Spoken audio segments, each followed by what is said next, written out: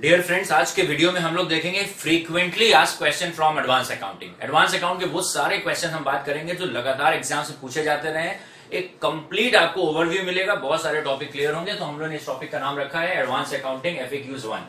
अब शुरुआत करते हैं। रॉयल्टी क्या है? तो रॉयल्टी एक अग्रीमेंट है। Royalty it's an agreement between lessee and landlord. हम लोग ए हैं और सामने वाली पार्टी बी है।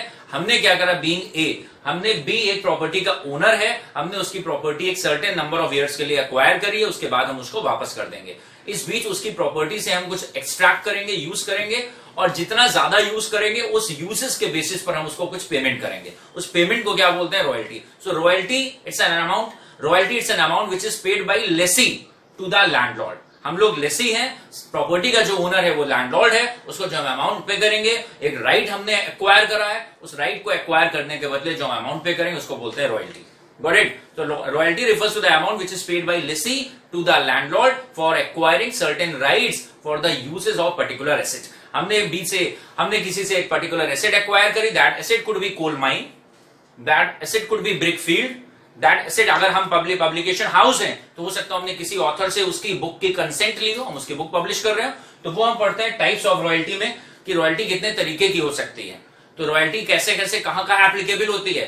जैसे अगर हम बात करें सबसे ज्यादा ऑयल वेल, कोई ऑयल वेल ओनर है, उसने क्या करा? अपना ऑयल वेल दे दिया और कोई ऑयल उससे एक्सट्रैक्ट करा। कोल माइन ओनर है, उसने अपना कोल माइन दे दी 5 साल के लिए किसी इलेक्ट्रिसिटी कंपनी को, वो कोल वहां से एक्सट्रैक्ट कर रही है। कोई ऑथर है, उसने अपनी बुक पब्लिश करने का राइट किसी पब्लिकेशन हाउस को दे दिया, तो वहां भी रॉयल्टी लगेगी। कोई किसी ने नया इनोवेशन करा, उसने अपनी टेक्नोलॉजी किसी बड़ी कंपनी को दे दी, तो वो पेटेंट वाली रॉयल्टी है, कॉपीराइट वाली रॉयल्टी है। उसके बाद अगर बात करें तो पब्लिकेशन हाउस, जिसको बुक वाली रॉयल्टी कॉपीराइट बोल देते हैं। ब्रिक फील्ड वाली रॉयल्टी है, जैसे बड़े बड़े कॉलोनाइजर होते हैं, अंसल है, DLF है, ये क्या करते हैं? ये किसी न किसी बड़े ब्रिक फील्ड वाले से 5-6 उसके ब्रिक फील्ड जहां ब्रिक्स बनते हैं, ईंटे बनते हैं, वो लंबे समय के लिए ले लेते हैं। या फिर ऑयल वेल या कोल माइंस वाली रॉयल्टी, इनको बोलते हैं टाइप्स ऑफ रॉयल्टी। अब रॉयल्टी एक अमाउंट है जो बीइंग लेसी, अगर हमने किसी से कोई रॉयल्टी, कोई इसकी प्रॉपर्टी लीज पे ली है तो हमें पे करना पड़ेगा। तो रॉयल्टी में एक बेसिक क्लॉज अलग है, उसको बोलते हैं मिनिमम रेंट या डेड रेंट, कि इन केस अगर लेसी जिसने प्रॉपर्टी लीज पे ले रखी है वो पहले साल खामोश बैठा रहा, हमने किसी से कोल माइन ली लेकिन पहले साल हमने कोई आउटपुट नहीं करा, तो रॉयल्टी का अमाउंट हमेशा आउटपुट के बेस पे बनेगा। जितना ज्यादा हम प्रोडक्शन करेंगे उतना ज्यादा रॉयल्टी देनी पड़ेगी। लेकिन पहले साल बिल्कुल हम खामोश रहे, हमने कोई आउटपुट नहीं करा, तो रॉयल्टी का अमाउंट कितना बना? 0। और एंड पे, ईयर एंड पे लैंडलॉर्ड आया, कहने का लाओ हमारी रॉयल्टी, तो हमने उसको रॉयल्टी की डेफिनेशन पढ़ा दी। हमने कहा रॉयल्टी का अमाउंट कैसे बनता है? आउटपुट के बेस पे बनता है। आउटपुट कितना हुआ? 0, तो ये लो रॉयल्टी 0। तो लैंडलॉर्ड को दिक्कत होगी ना, तो लैंडलॉर्ड अपने को सेफगार्ड करने के लिए मिनिमम अमाउंट डाल देता है, that is called minimum rent और dead rent. So minimum rent और dead rent, this is the safeguard for the landlord, कि अगर इन केस रॉयल्टी का अमाउंट नहीं बना या बहुत कम बना तो लैंडलॉर्ड को एक मिनिमम अमाउंट चाहिए, that is called minimum rent और डेड रेंट। अब सपोज मिनिमम रेंट फिक्स हुआ 500 और पहले साल में हमने जो आउटपुट करा उसके बेस पे रॉयल्टी बनी केवल 100। पहले साल हम स्टैब्लिश होने में समय लगा रहे थे, लेसी को स्टैब्लिश होने में समय लगा, तो लेसी ने जो आउटपुट करा उसके बेस पर रॉयल्टी केवल कितनी बनी? 100 रुपीज। और मिनिमम रेंट कितना था? 500। रॉयल्टी केवल बनी 100 रुपए।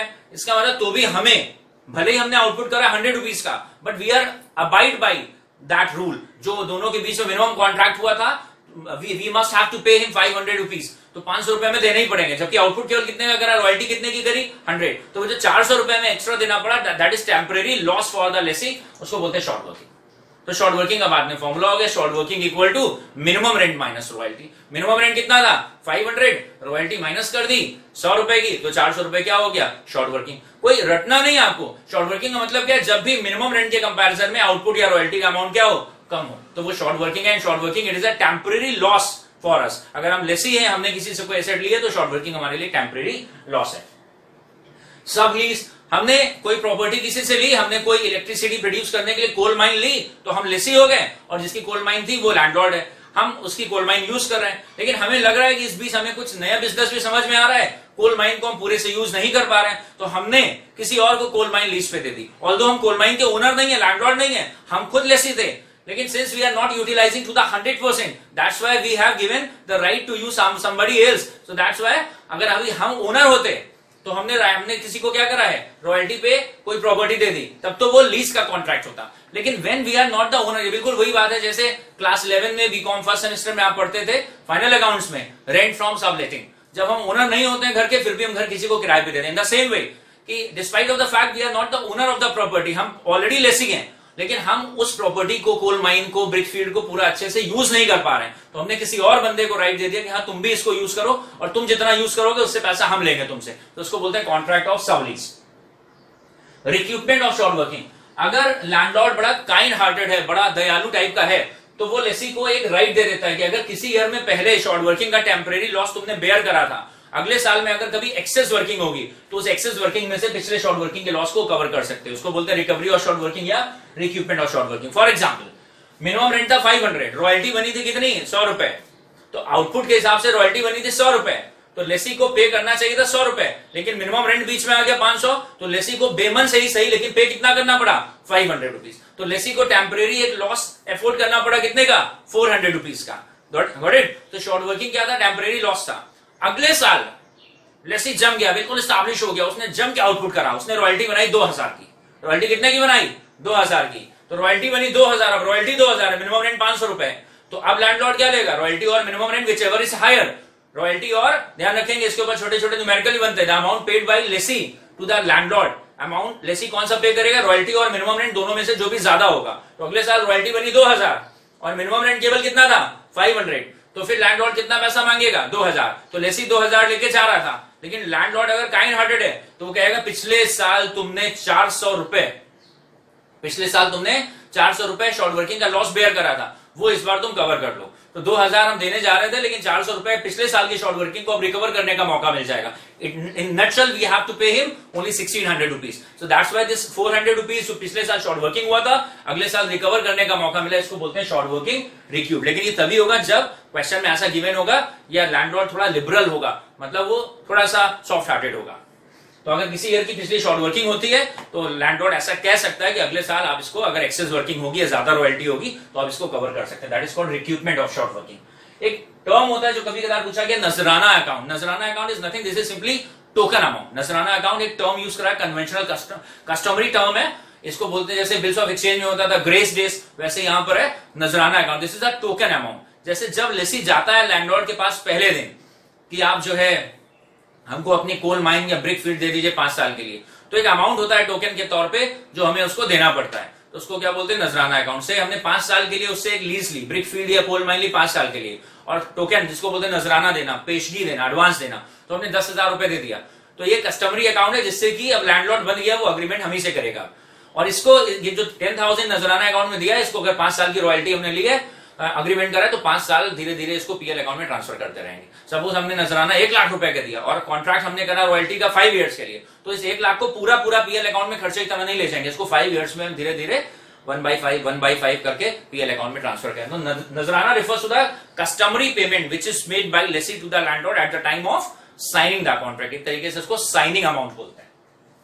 IFRS ध्यान रखेंगे, इन सब के क्वेश्चन आते हैं, बहुत बढ़िया क्वेश्चन, आपके अंडरस्टैंडिंग के लिए भी, आपके एनहांसमेंट के लिए भी, और ये सब चीजें आपको जाननी भी चाहिए क्योंकि यही सब चीजें आगे आपको कॉम्पिटिशंस में, इंटरव्यूज में दिखेंगी। International financial reporting standards. International financial reporting standard एक तरीके से आप बोल सकते हैं पहले जो इंटरनेशनल अकाउंटिंग स्टैंडर्ड होते थे अब वो रिप्लेस हो गए हैं, और international accounting standard board, international accounting standard board अब लेकर आ गए IFRS, international financial reporting standard. ध्यान देंगे आप लोग, नाम क्या है इसका, इंटरनेशनल फाइनेंशियल रिपोर्टिंग स्टैंडर्ड। खास बात यह कि जब सीए फाइनल का पेपर पढ़ते हैं, सीए फाइनल, तो वहां पर अकाउंट्स जैसा कोई सब्जेक्ट ही नहीं है, वहां अकाउंट्स का नाम ही है फाइनेंशियल रिपोर्टिंग। मतलब बड़े लेवल पे जब हम अकाउंट्स पढ़ते हैं तो अकाउंट्स का मतलब क्या हो जाता है, reporting on the financial issues, इसलिए अकाउंट्स का नाम आगे चल के क्या हो जाता है, फाइनेंशियल रिपोर्टिंग। अब आप पढ़िए इंटरनेशनल फाइनेंशियल रिपोर्टिंग स्टैंडर्ड्स, मतलब कहानी वही है, अकाउंट्स की जगह अब नया टर्म ब्रॉडर सेंस में क्या यूज हो गया, financial reporting. International financial reporting standard, these are the global guidelines, these are the global guidelines which are issued by international accounting standard to bring the harmony and uniformity in the accounting practices. GAAP, generally accepted accounting principles, या कुछ लोग बोलते हैं generally accepted accounting practices. Accounts के concepts होते हैं, उसके ऊपर अलग से वीडियो देंगे। अकाउंट के कंसेप्ट होते हैं, going concern, money measurement, separate entity, realisation concept, accrual concept, concept of conservatives या प्रूडेंस जिसको बोलते हैं, फिर सब्सटेंस ओवर, नया नया कंसेप्ट है, substance over form, objectivity and verifiability, बहुत सारे कंसेप्ट्स हैं। तो अकाउंट से मान लिया 15 कंसेप्ट है। अब यूरोप की 5-6 कंट्रीज है मेन मान लें, ठीक है, फ्रांस हो गया, जर्मनी हो गया, जो आसपास ही, उन्होंने आपस में एक कम्युनिटी ने, या जो यूरो में है, यूरोपियन यूनियन में है, ईयू में है, उन्होंने ये डिसाइड करा कि आउट ऑफ 10 एग्जाम्पल दे रहे हैं, अकाउंट्स के 15 कंसेप्ट हैं, लेकिन हम कंट्रीज जो यूरोपियन यूनियन के मेंबर हैं, हमारे यहां कोई भी अकाउंटेंट होगा, हमारी इन 4 कंट्रीज में कोई भी अकाउंटेंट होगा, चाहे फ्रांस में, चाहे जर्मनी में, चाहे इटली में, हमारे यहां कोई भी अकाउंटेंट होगा, इन 15 में से कम ये 6 कंसेप्ट तो हर अकाउंटेंट यूज करेगा। इसका मतलब है out of the 15 there is a mutual consent on the 6 concept. तो उन कंट्रीज के लिए वो जो 6 कंसेप्ट कॉमनली यूज होंगे उनका नाम हो गया गैप। मतलब जब आसपास की कंट्री, नेबरहुड कंट्रीज किसी इस बात पे कंसेंट दे दें कि बहुत सारे अकाउंट के कंसेप्ट हैं, लेकिन कम से कम हम ये इंश्योर करेंगे कि चाहे हमारा अकाउंटेंट हो या आपका अकाउंटेंट हो, ये कंसेप्ट जरूर यूज करेगा। तो accounting concept which must be use और which are must in practice, which are in practice by some neighbourhood countries commonly, उनको क्या बोलते हैं? GAAP, generally accepted accounting principles या प्रैक्टिसेस। अकाउंटिंग स्टैंडर्ड आप जानते हैं, accounting standards are the guidelines which are issued by CA institute to bring the uniformity in the diversified accounting practices. Accounting standards are the guidelines which are issued by CA Institute to bring the uniformity in the diversified accounting practices across the nation। पूरे India में accounts बनाने का pattern एक जैसा रहे, पूरे India में accounts बनाने का तरीका एक जैसा रहे, फ्रॉडुलेंट प्रैक्टिसेस कम से कम हो, अकाउंटेंट्स को हेल्प करा जा सके, कंपनीज के ऊपर रेगुलेट करा जा सके, कंपनीज को अकाउंटिंग में असिस्ट करा जा सके। इसके लिए सीए इंस्टीट्यूट जो गाइडलाइन देता था उसका नाम होता था अकाउंटिंग स्टैंडर्ड्स, और हर एक अकाउंटिंग स्टैंडर्ड के नाम होते थे।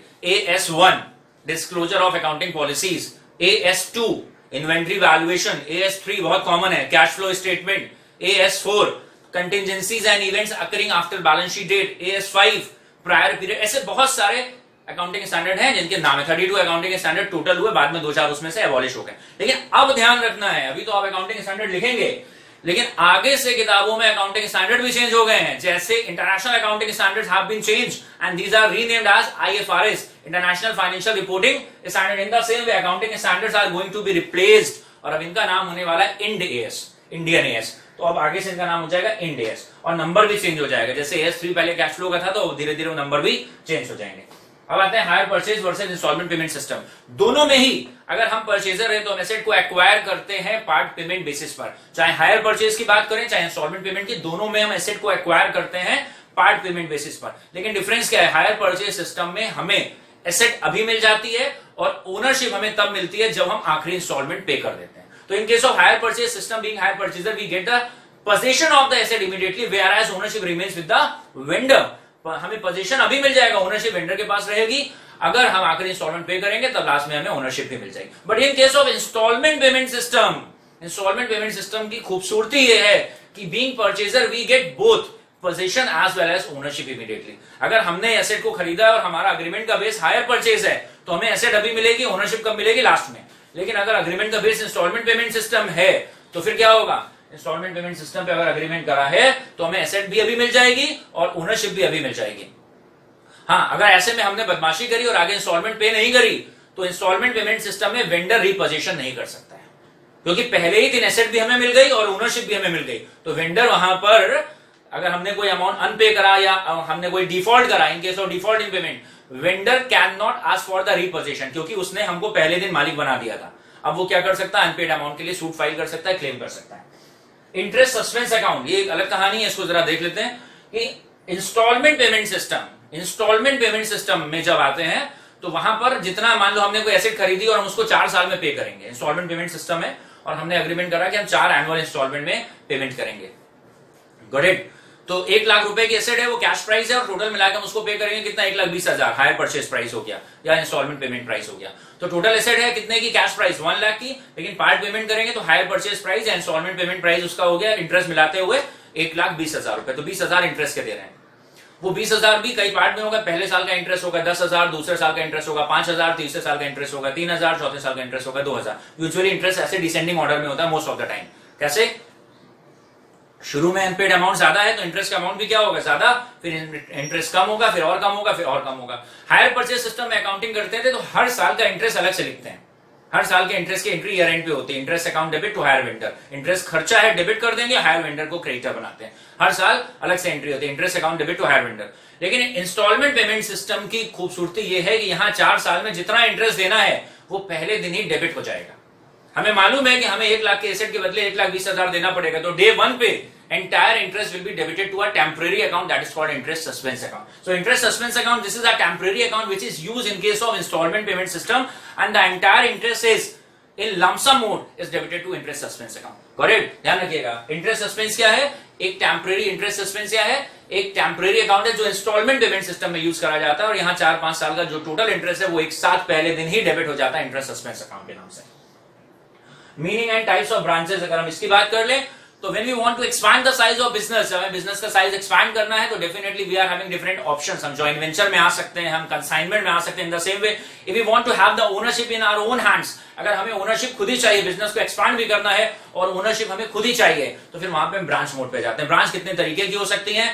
ब्रांच हो सकती है डिपेंडेंट एंड इंडिपेंडेंट ब्रांच। अगर डिसीजन मेकिंग के बेस पर ब्रांच के पास फ्रीडम है कि वो हर चीज खुद ही, मोटे तौर पे खुद ही सारी चीजें कर सकती है, barring exception of very very important decision.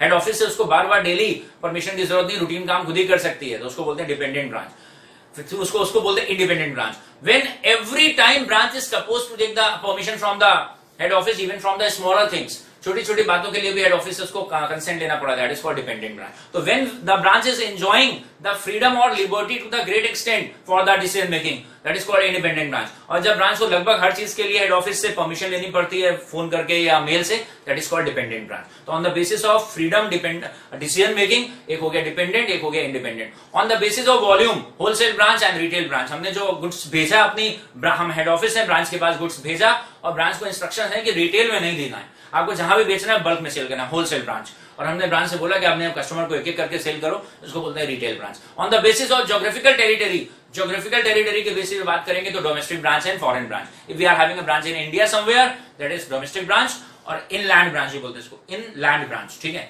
England नहीं, INLAND, inland branch. And whenever we are having a branch abroad, something in US, Japan, Germany, हमारी ब्रांच बाहर है, तो इसको बोलते हैं क्या, foreign branch. In case of foreign branch there will be requirement of, foreign branch में जरूरत होती है करेंसी कन्वर्जन की, क्योंकि हम हेड ऑफिस हैं, हमने लोकल अपने अकाउंट बना रखे हैं रुपीस में, और ब्रांच से जो ट्रायल बैलेंस आ रहा है वो आ रहा है डॉलर्स में, या किस में आ रहा है, जर्मनी में चलता है मार्क में, रशिया में ब्रांच है तो रूबल में आ रहा है, इंग्लैंड में है तो पाउंड में आ रहा है, तो उसको हमें कन्वर्ट करना पड़ेगा INR में, क्योंकि AS21 है, कंसोलिडेशन ऑफ अकाउंटिंग, वो कहता है कि कोई भी हेड ऑफिस है उसको अपने अकाउंट और ब्रांच के अकाउंट मर्ज करके भी शो करने पड़ेंगे। इसका मतलब हो गया अब हमारा अकाउंट तो रुपीस में बना हुआ, ब्रांच का अकाउंट डॉलर में, तो उसको कन्वर्ट करना पड़ेगा। It means in case of foreign branch there is requirement for the conversion of branch trial balance into domestic currency. Branch का ट्रायल बैलेंस जो आया उसको डोमेस्टिक करेंसी में पहले क्या करेंगे, कन्वर्ट करेंगे, फिर अपना और ब्रांच दोनों का मिला के फाइनल अकाउंट्स बनाएंगे। So this is all for advance accounting FAQ section 1। I hope ये वीडियो आपके लिए बहुत सारी चीजें लाया है। आगे ऐसे आपको पार्ट 2, पार्ट 3 भी हम प्रोवाइड करते रहेंगे जल्दी, और इन सारी चीजों को आप कॉपी में नोट कर लेंगे। एक इंपॉर्टेंट बात यहां पर आपको बतानी है कि ये वीडियो आप अगर YouTube पे देख रहे हैं तो आप ध्यान रखेंगे, इस चैनल पे अगर आप जुड़ जाएंगे, अगर आपको लगता है कि ये सारी चीजें आपकी काम की, और आगे भी आने वाले ईयर्स में आपको जहां भी आप पहुंचते हैं, आपको कंपटीशन से रिलेटेड, आपको इकोनॉमी से रिलेटेड, आपको फाइनेंस से रिलेटेड, माइक्रो से रिलेटेड, मैक्रो से रिलेटेड, यूएस में क्या हो रहा है, डाउ जोन्स कैसे चेंज हो रहा है, निस्डैक में कैसे चेंज हो रहा है, चाइनीज इकोनॉमी में क्या हो रहा है, शेयर मार्केट में क्या हो रहा है, फाइनेंस में करियर कैसे बना सकते हैं, what are the different career, emerging career option, financial journalism क्या होता है, तो ऐसे किसी भी टॉपिक पे आपको कोई इन्फॉर्मेशन चाहिए तो आप कमेंट करके हमें बता दें कि आप इस टॉपिक पे वीडियो देखना चाह रहे हैं। We will help you out definitely, और वैसे भी आपको बहुत सारे वीडियोस इसके ऊपर मिलते रहेंगे। Thank you for watching this video, God bless.